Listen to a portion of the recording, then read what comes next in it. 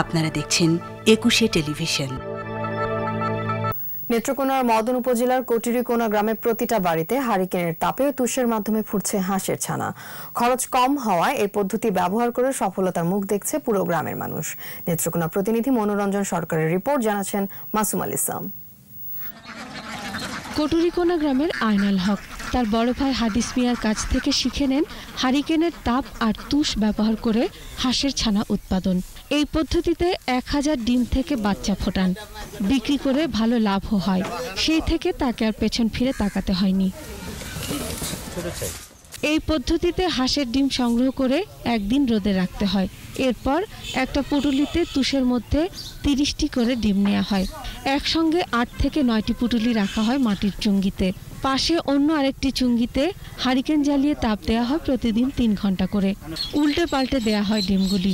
১৮ দিন পর ডিমগুলো বের করে এনে ট্রেতে বা ধাপে ঢেকে রাখা হয় ১০ দিন। ২৮ দিনে ডিম ফুটে বাচ্চা বের হয়। দেশের বিভিন্ন স্থান থেকে পাইকারি ক্রেতারা তার কাছ থেকে একদিন বয়সী হাঁসের ছানা কিনে নেয় ২০ থেকে ২৫ টাকা দরে এবং দেশের বিভিন্ন স্থানে সরবরাহ করে। তুষ পদ্ধতিতে বাচ্চা ফুটায় আমরা লক্ষ লক্ষ টাকা ইনকাম করতেছি, কোনো সমস্যা নেই।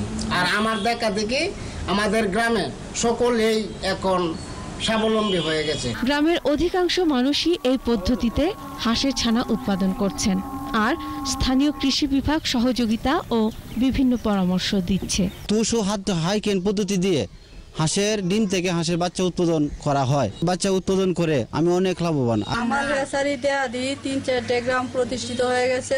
টুবলা করে সিলিন্ডার ও তুষ পদ্ধতি থেকে ডিম ফুটে ২৮ দিনে এই হাঁসের ডিম বাচ্চা হয়। টেকনিক্যাল সাপোর্ট সেটা আমরা দিয়ে রাখছি। তাদেরকে কখনো ভ্যাকসিন বা অন্য কোনো চিকিৎসার ব্যাপারে কোনো সমস্যা হলে আমরা সাথে সাথে তাদেরকে সাপোর্ট দিচ্ছি। এখন আশপাশের গ্রামগুলোতেও হচ্ছে এই পদ্ধতিতে হাঁসের ছানা উৎপাদন। মাসুম আল ইসলাম, ২১শে টেলিভিশন।